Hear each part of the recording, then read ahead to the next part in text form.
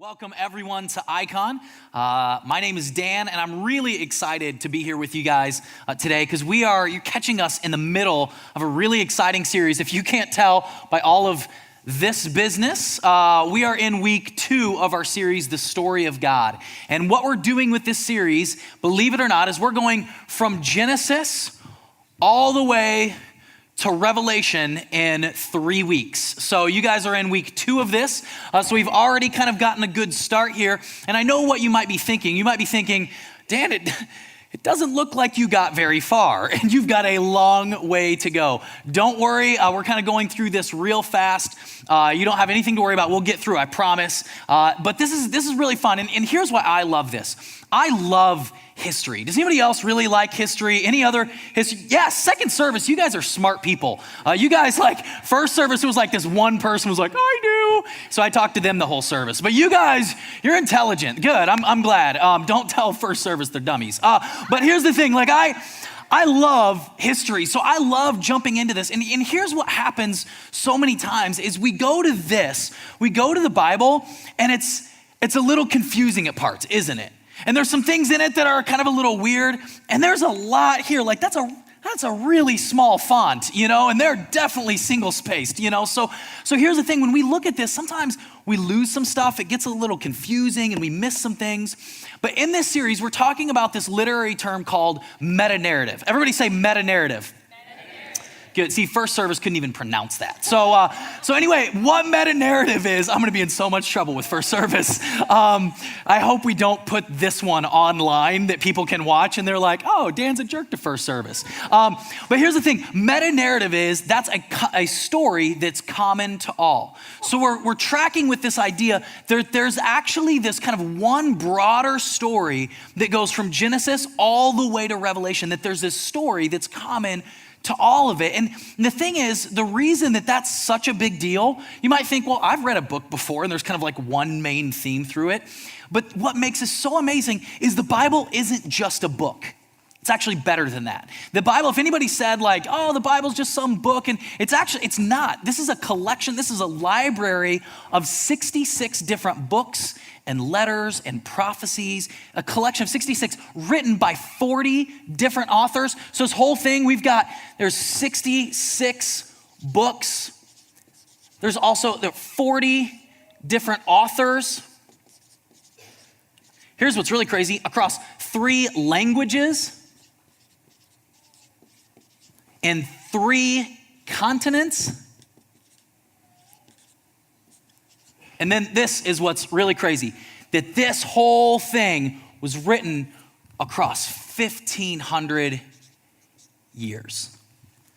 And yet, there's this meta-narrative, there's this story that arcs across the whole thing. And that's what we're really looking at. That's kind of what we're studying as we jump into this. So I want to get you a little caught up on last week. In case you missed last week, I want to catch you up to speed, and then we'll kind of start working through this real quick before we dive in. So if at any point you're like, man, it's a lot of history, where are you going? Just trust me, this is going someplace. So just kind of stay with me and we'll start to tie things together. So last week we talked about gods and kings. You see, because the Bible, especially early on, is really a story about one nation and their relationship with God. They called him Yahweh. That's what we talked about over here. So we talked about this nation, Israel, these Hebrew people, the Jews, their relationship with God. And it really kicks in earnest in this book in Exodus. And they find themselves enslaved in Egypt, not enslaved in triangles. In fact, I'll go ahead and write Egypt here so we know that's Egypt. They're like stuck in some triangles and it was bad. So they're in slavery in Egypt. And that's where it really picks up. Genesis is just kind of backstory telling you how they got there. And then their story really begins in Egypt and they're in captivity. And they cry out, and one of the themes that travels through the arc of the Bible, and we'll see this later on, is God hears the cry of the oppressed. So let's write that down because it's going to be important. He hears the oppressed. Okay, so here's the cry of the oppressed. And they're oppressed, they're in slavery in Egypt, so God sets them free. He brings them out of slavery and captivity, and then he brings them into what they call the promised land, this deal that God has made. He's made this covenant, this promise, and this is gonna be important. So he's made a deal.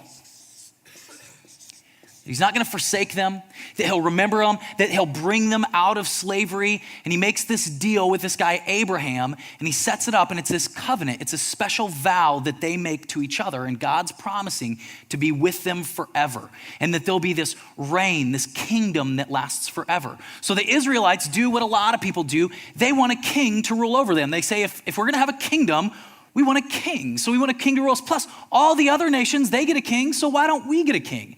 So God says, listen, I don't want you to have a king. And they say, but we want a king. God says, listen, you shouldn't have a king. Trust me, it's gonna go bad.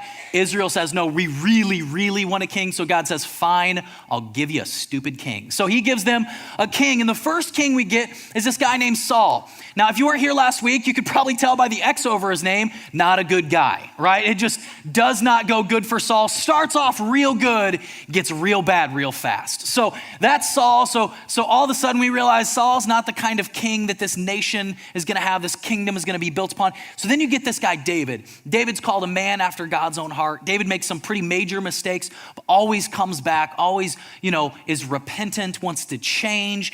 And over David's lifetime, they experience a lot of wars. David's a kind of a warrior king, and he fights, and they get all of this land. They come into a place where they're getting into peace and prosperity. And then there's this promise that David's son, he's gonna establish the kingdom. We're gonna see what it really looks like. So David's son is this guy named Solomon. And Solomon is one of the wisest men who've ever lived. He lives in a time of extreme peace, of extreme prosperity. He's wealthy, he's rich. The kingdom under Solomon, it's like at the pinnacle of Israel's history. So much so that people far away lands, in fact, we talked about this, there's a queen of Sheba. She lives far away, and she hears about this wealth and this prosperity, and she's like, I have to check this out. So she travels all this way to look at the son of David, to look at Solomon and say, okay, is it really true, everything I've heard, or is it kind of blown out of proportion? And she comes and she sees it's even more than I realized. Like, it's better than I was told. And she has this great line, leave it to a woman to like drop the knowledge bomb, right? She looks at this and she sees all this wealth, all this prosperity, and she makes this statement. She says, I've seen you've been given all of this wealth, all of this power. I see that this kingdom has been built for a reason so that you can rule with justice and righteousness. She says, you've been given all this so that you can rule with justice and with righteousness. So the big question would be then, well, okay, is Solomon ruling with justice and righteousness? And we found this out last week, that he's actually building cities of war, these store cities to gain wealth and to gain power, and he's doing it on the back of slave labor of his own people. So imagine how crazy this is. The people that were set free out of slavery, their king is using to build a temple to that God using slave labor. Pretty messed up, huh? So we could say, man, Israel doesn't get it. For some reason, the son of David, Solomon, his pursuit of wealth, he has 700 wives, 300 concubines. He collects 666 talents of gold every single year. I mean, the author is just using this language to say his pursuit of wealth and power is evil. And he's missing it. That's not the kind of deal that God wanted to set up. That's not the kind of covenant that God wanted to have. So what we have kind of for the rest of this is you get some history. As we keep going, you kind of hear about Israel, you hear about their different kings. They have some good kings, and then they have some bad kings, and things go their way, and then things don't go their way. So you get a little bit of history, and then you get some books of wisdom, Psalms and Proverbs, and you get some different things, Ecclesiastes. You get, after that, you get a sexy book. We'll just put sexy book up there. That's like, that one's like PG-13, but like, you remember like the 80s, what PG-13 was like back then? It was like super sketchy. It's like 80s PG-13 if you really read it. I mean, it'll make you blush, trust me. Anyway, we'll skip past that one. We'll just keep right on going. So you get these different books, and then you start getting some prophets. And these prophets, They're reigning at different times. Some of these prophets are during the reigns of different kings, and they're telling Israel, hey, listen, if you keep enslaving people, if you keep using your power and your wealth to hurt other people, not for justice and righteousness, it's gonna go bad for you. And they're saying these warnings. And then what happens shortly after this is eventually Israel finds themselves, this is gonna represent Israel, this stick figure. Israel finds themselves back in captivity. Back in slavery in two places. One, Assyria, and two, I can do it. And secondly, in Babylon. So they find themselves, the nation kind of splits up. That's kind of in the history. And then these two nations bring them back into slavery, back into captivity. And they find themselves enslaved in Assyria and Babylon, and they're back locked up, and it just does not go good. But then these prophets, they start saying that there's going to be a son of David that's going to establish a new deal. And these prophets start saying stuff while they're in slavery, and they're saying, listen, there's going to be this new kingdom. And they say there's this kingdom that's going to be set up. Israel, you're gonna get a kingdom back, because back here they had a kingdom. Now they're enslaved. When you're in slavery, you don't have a kingdom anymore. You don't have any land. You're not in control. But they start saying there's going to be this new kingdom. And there's gonna be this new king in the line, in the lineage of David. There's going to be this new son of David that's going to come. And we start hearing this language, hearing about how it's different. And I wanna read some of this stuff for you so you kind of get an idea of how different it is. This prophet, this is in Isaiah, he's kind of talking about the old deal, this covenant that was set up. And he says, listen, it's not like that. In fact, it says, but forget all that.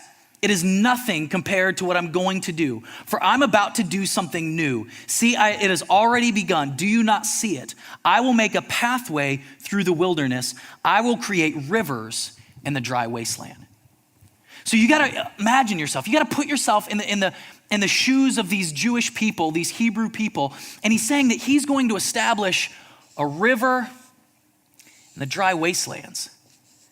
And we're wondering, like, what is this like? Like, there's gonna be water, there's gonna be river flowing in the deserts? I mean, surely not like the deserts like in Egypt, right? Like the rivers won't be rivers in that type of desert, right? I mean, they're just a little confused. They're saying it's this new deal and they don't really understand what's going on. Let me read to you just how crazy this is. Another place it says, this covenant will not be like the one I made with their ancestors when I took them out by the hand and brought them out of the land in Egypt. So he's saying it's actually not gonna be like this deal, this new deal that you're going to have, this new kingdom that I'm going to establish. It's gonna be different than that one.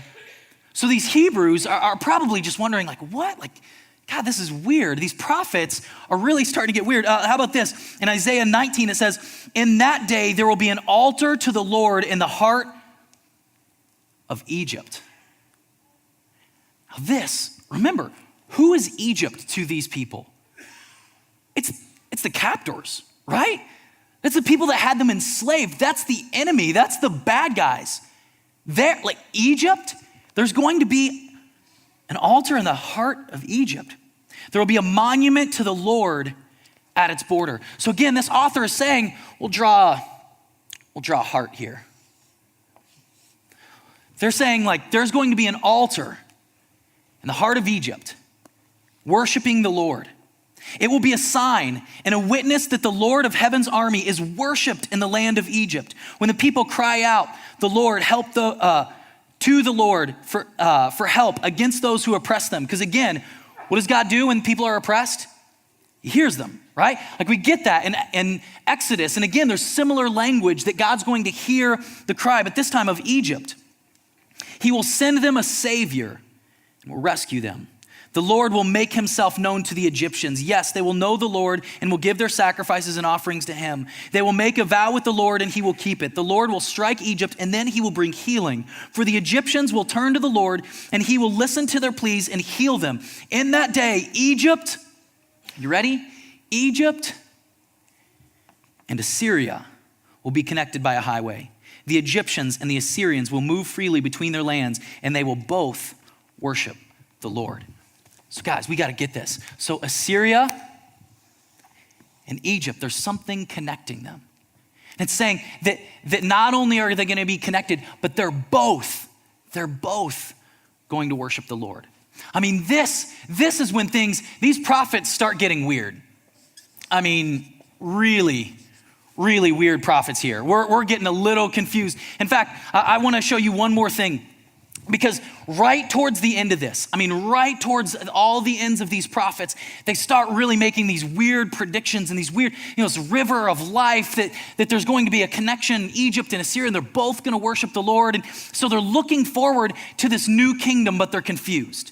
Does that make sense? They're in slavery in Babylon and they're reading these things, but they're a little confused. And then it says this prophecy that one day this will happen.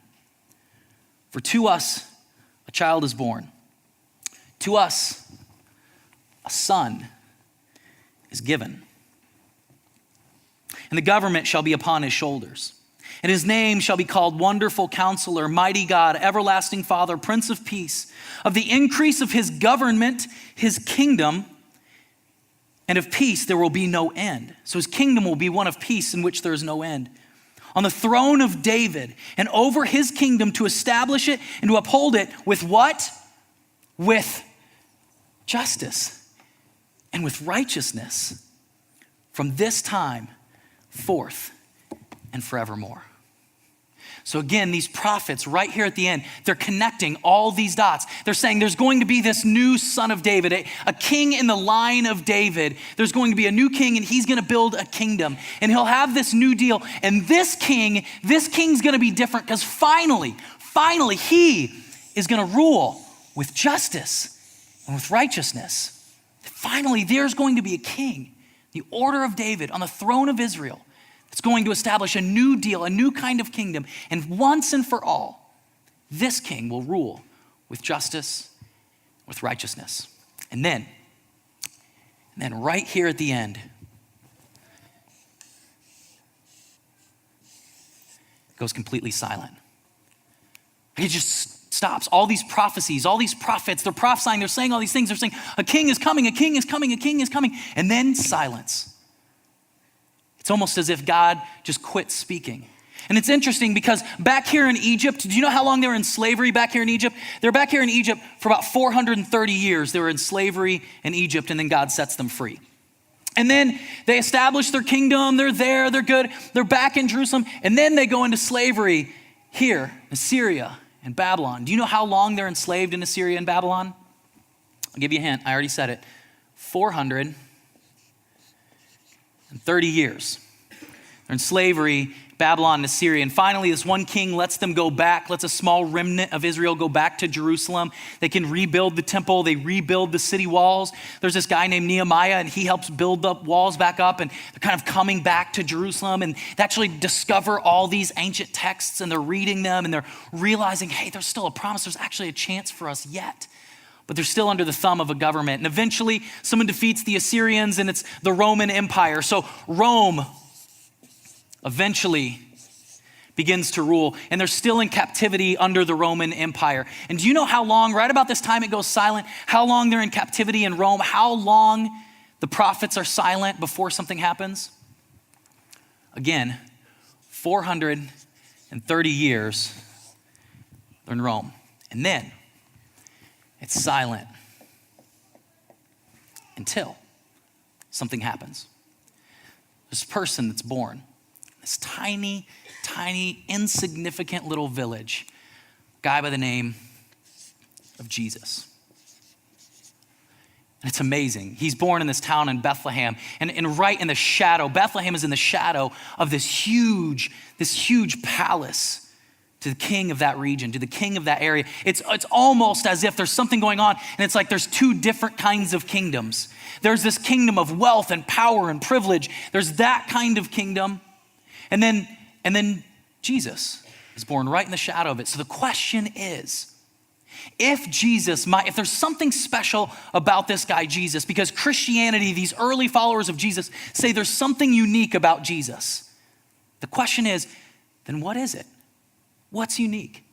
In fact, did you ever notice when you read some of the Gospels maybe, that there are people that are oppressed, whether they're blind or they're deaf or they have leprosy or they have some sort of condition, and they cry out because what's special about God? What does God always do when he hears the cry? He hears the cry of the oppressed, doesn't he?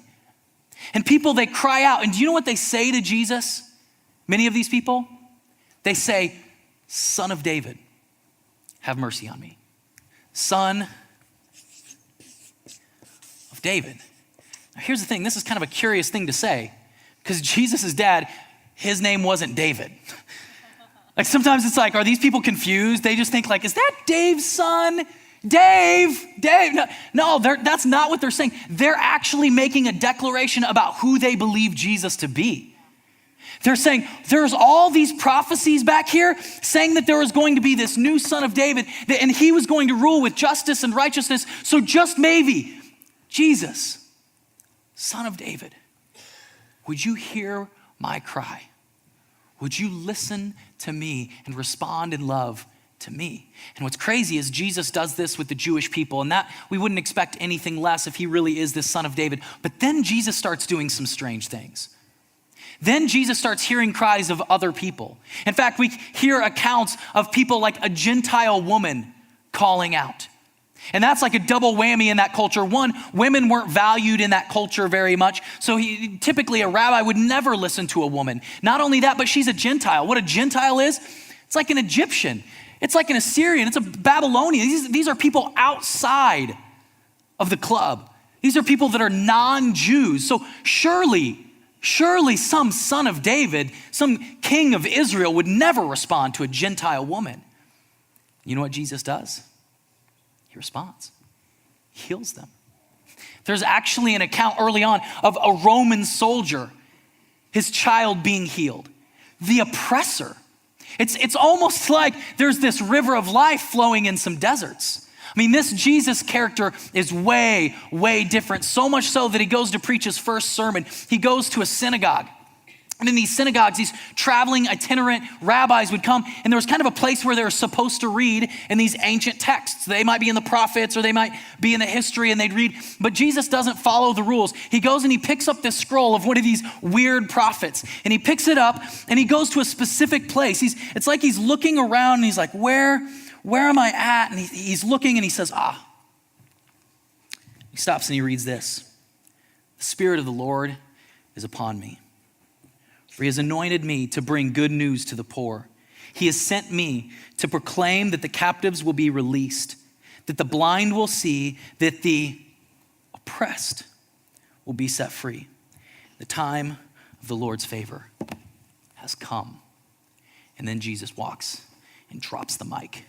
Right? Can you imagine Jesus? It's actually better than that. Jesus walks over and he sits down, and it says that everyone's looking at him. And then he says, and this prophecy has been fulfilled in your presence.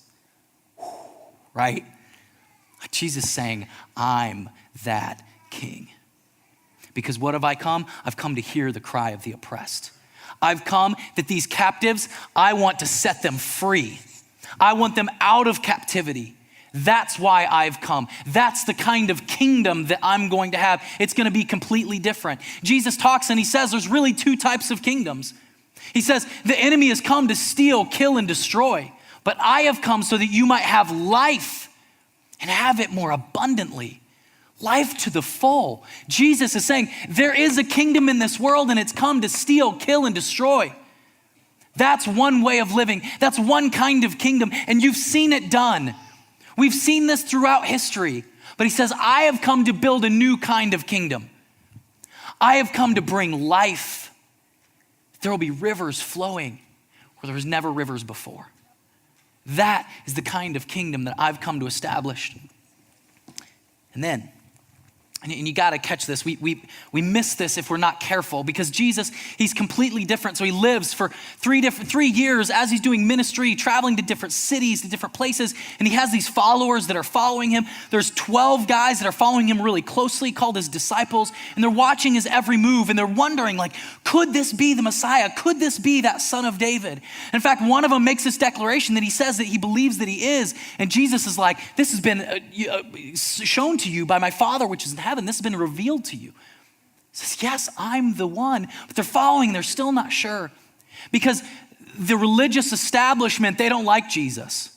They don't like that he's healing Gentiles. They don't like that he's talking to women. They don't like that he's not following some of this the way they would like to see it be followed. Some of these rules, because there are all kinds of, right here, there are lots and lots and lots of rules that they have to follow. 613 different commands throughout all of the Old Testament. And Jesus seems to not be following some like they want. And they actually want to put him to death. And Jesus realizes it's coming to a head. He realizes he's going to die. He realizes all of this is coming together. So he gathers his people together and they're going to eat this special meal called Passover. Now this is a really, really important meal because you know what this festival of the Passover celebrates? It celebrates God protecting them in Egypt and bringing them out of Egypt. It's almost as if Jesus is kind of playing on this idea of the festival, saying, I am a new Passover because I want to bring you out. I want to set you free. So they get together for this dinner and they come in and Jesus, this is the Son of God. And I want you to look at the kind of kingdom that Jesus has. It says Jesus knew that the Father had given him authority over everything and that he had come from God and would return to God. So, talk about a setup. Right now, Jesus is saying he realizes that God has given him all authority. God has given Jesus all power. So Jesus, he has a kingdom. He has authority. If anyone has ever had power and privilege and authority, it's Jesus. He's saying, I have all the authority. Not only that, I've come from God, I'm returning to God. So it's like, in light of all of that, he got up from the table. He took off his robe, wrapped a towel around his waist, and poured water into a basin. Then he began to wash the disciples' feet, drying them with the towel around him. Jesus wanted to demonstrate what his kingdom would look like. He wanted to show us in a tangible way what kind of kingdom, what he would do with all of this power, with all of this authority. Jesus instead denies that crown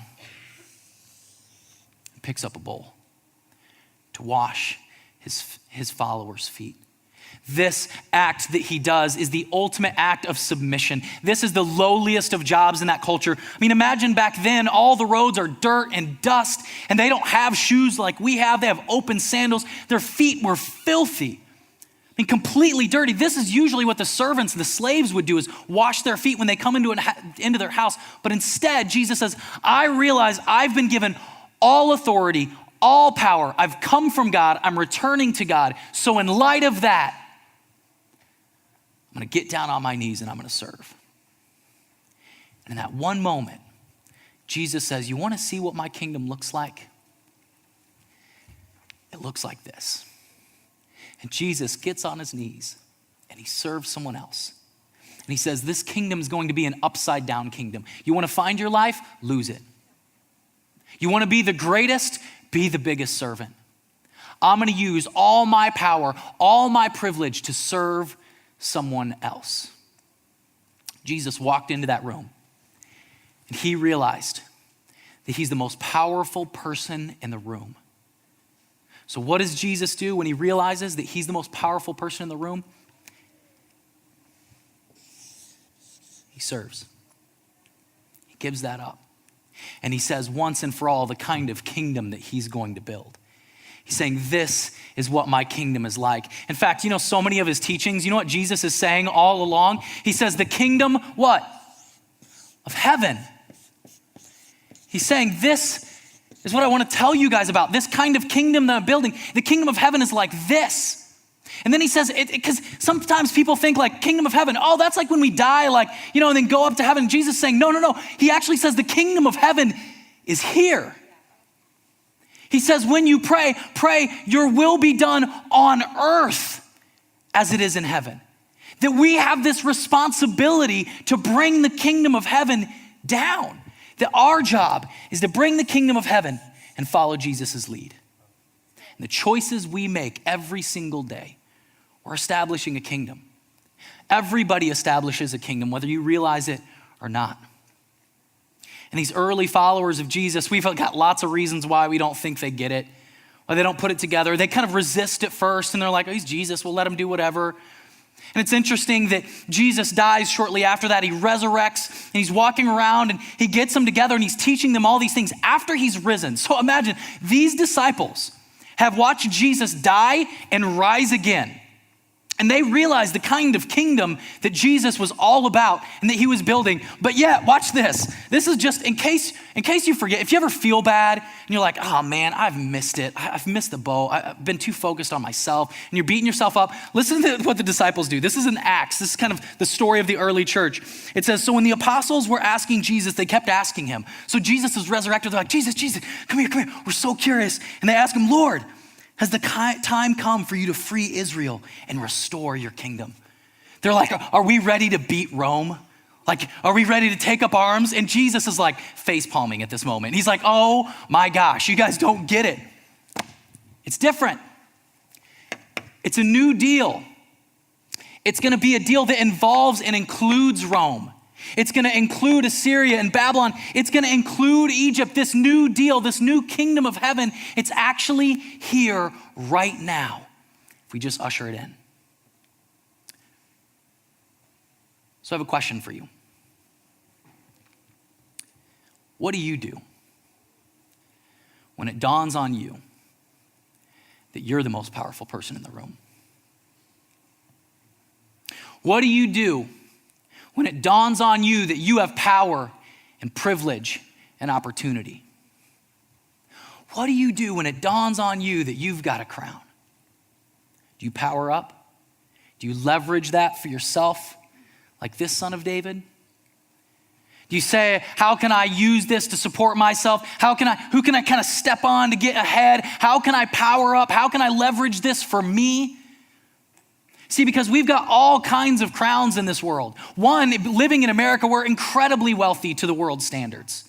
Well, all of us have a lot of time. In fact, it's actually the same amount of time that everyone else has. That's a crown. How are you leveraging that? You have talents and abilities, God-given abilities that he's given to you for you to leverage. Are you leveraging that just for self? Or are you following Jesus, getting down on a knee and serving the least of these? What do you do when it dawns on you that you're the most powerful person in the room? Because what I want to ask you to do, would you join in the kingdom of heaven? Would you work? Would you love with justice and righteousness? Would that be the ethic of your life? The lens through which you look at everything? Would you follow Jesus's lead? And here's the thing, if you're a Christian, if you're a Jesus follower in this room, I know you're like me. We're like the disciples so often, right? We look at our time and our resources and what we have and we want to use it for ourselves. We want to be selfish, don't we? We want to take our time and we want to binge watch Stranger Things, right? Like, I get it. I know. And I love it that the Bible includes that.